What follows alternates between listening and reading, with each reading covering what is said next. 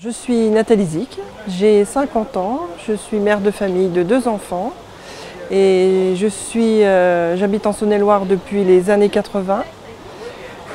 Je travaille comme secrétaire médicale dans un cabinet de radiologie depuis 30 ans. J'habite à Saint-Rémy, donc pas très loin de Châlons. Je suis engagée au niveau du Front National depuis janvier 2015. J'ai pu faire la campagne des départementales sur le canton de Chagny en tant que candidate titulaire. Après j'ai fait les régionales, donc j'étais en 8e position sur la liste de Sophie Montel. Donc oui, je peux considérer que je suis une jeune militante, mais là avec la campagne présidentielle plus celle qui est en cours, ça fait ma 4e campagne. Donc je commence à avoir de l'expérience sur le terrain. Au départ, je n'avais pas pensé à cette élection, enfin à poser ma candidature pour cette élection. Et c'est venu de soi-même parce que depuis 1 an, nous faisons énormément de travail sur le terrain. Et donc on m'a demandé si j'étais d'accord pour être préinvestie au niveau de cette élection, ce que j'ai fait. Et le travail que j'ai fait sur le terrain m'a donné mon investiture. Donc j'ai eu mon investiture en janvier 2017 par Marine, puisque c'est elle qui valide les investitures. Et moi je veux être députée de la nation pour représenter les Français, parce que j'ai vraiment envie de m'investir pour mon pays. Et alors bien sûr, il y a les Français de la circonscription où je suis, sur la 5e circonscription, mais un député, c'est comme j'ai dit, un député de la nation, donc au niveau de la France entière, puisque je ferai un travail très actif au niveau de l'Assemblée nationale. J'aimerais m'investir au niveau santé, étant donné que de par mon métier, c'est un domaine que je connais bien. Et oui, je privilégierais plus la commission au niveau de la santé. La thématique qui m'intéresse également, c'est les problèmes de ruralité. Là, ce matin, j'étais donc au Conseil de l'agriculture. Ça m'a intéressé d'entendre les personnes directement, les agriculteurs. Donc oui, cette problématique aussi m'intéresse. Localement, je pense que je m'investirai quand même à 100% pour les problèmes locaux. Donc je n'ai pas encore envisagé véritablement le lieu de ma permanence si je suis élue le 18 juin. Mais évidemment, j'aurai un travail important à tenir à l'Assemblée nationale, mais je serai présente pour traiter tous les problèmes locaux. Je veux être un député de proximité, donc que les personnes se sentent bien, n'aient pas de ressenti, n'aient pas le peur de venir me rencontrer. Donc je vais tabler sur ça, avoir des échanges très constructifs avec toutes les personnes qui ont un souci en particulier. Je serai contente d'aller sur le terrain, d'aller rencontrer les personnes. Bon, évidemment, là au niveau de la ruralité, sur le Mont-Soleil-Mines et Chalon-sur-Saône, il y a moins cette problématique, mais il y en a d'autres, hein, comme la santé. Là, c'est mon sujet de prédilection, là, le problème de la désertification médicale.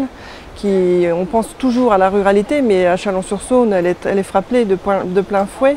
Énormément de médecins viennent de partir en retraite et ne sont pas remplacés. Alors, je parle des médecins généralistes, mais il y a également les spécialistes. Et là, j'ai lu ce matin sur le journal qu'il y avait une possibilité que le service de cardiologie soit fermé sur l'hôpital si on ne fait pas l'angioplastie sur place.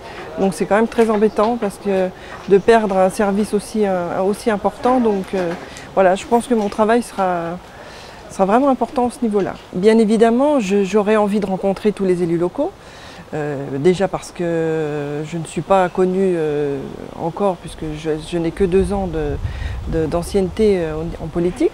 Donc il sera très important de rencontrer, oui, tous les maires, toutes les personnes importantes au niveau du territoire, les conseillers départementaux, les conseillers régionaux.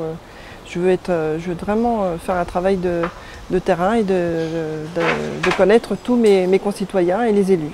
Par rapport au fonds parlementaire, effectivement c'est une question qui est quand même très importante. Donc aujourd'hui, elle a toujours lieu, puisque le président Macron, je ne pense pas qu'il l'enlève. S'il n'y en avait pas, pour moi ça ne poserait aucun problème. Simplement, si j'ai une réserve parlementaire, elle sera vraiment utilisée pour des actions très bien placées, par exemple pour les associations, mais vraiment des choses, des projets très concrets. Comment trouver les bons dossiers? Effectivement, je pense que la solution de consultation des concitoyens est une bonne chose, qu'on ne doit pas être seul à décider dans ces choses-là. Oui, pourquoi pas, oui, avoir une bonne concertation avec les concitoyens. Concrètement, oui, on peut faire des réunions, des référendums, ou des référendums pour savoir quel dossier vraiment les intéresse plus. Mais vraiment, je voudrais dépenser 1 euro les mieux possible et que ça aille vraiment à des bons projets. Tout sera très clair, hein, voilà. Là, chaque euro dépensé sera notifié. Voilà. Il n'y aura pas de somme cachée. Voilà. Tout sera très clair. Il y a un sujet très important actuellement, c'est le problème de la prison. Parce que là, actuellement, il y a un projet de construction de prison donc à Châtenois-le-Royal. Personnellement, je ne suis pas pour, parce que déjà, c'est peut-être pas très bien placé, et nous avons quand même actuellement une prison à Varennes-le-Grand qui est déjà quand même assez grande. Il y a peut-être moyen de l'agrandir. Donc pour ma part, je pense que ça serait mieux d'agrandir la prison que nous avons actuellement que d'en refaire une deuxième. On a besoin de places de prison, c'était inéluctable, ça faisait partie du programme présidentiel de Marine, mais moi je serais plus pour agrandir la prison de Varennes-le-Grand. Le programme de la RCEA est en cours et a des budgets définis jusqu'en 2018, et après il n'y a plus rien, donc je pense que c'est quand même un axe qu'il faut garder en état. Qui est important parce que ça nous permet d'aller d'ici jusqu'à l'Atlantique, donc c'est quand même un axe qui amène aussi du tourisme, mais qui permet aussi à énormément de gens de se déplacer tous les jours pour aller sur leur lieu de travail. Donc je ferai tout pour que les concitoyens aient une route en état et donc qu'il y ait les budgets pour après 2018. Par rapport à notre président Emmanuel Macron, moi je souhaite bien évidemment que nous ayons le maximum de députés patriotes à l'Assemblée. Nous serons très à l'écoute de tous les projets de loi qu'il voudra mener. Si les projets sont corrects, on votera intelligemment dans ces projets. Mais si le projet ne nous convient pas, nous serons les premiers à les dénoncer.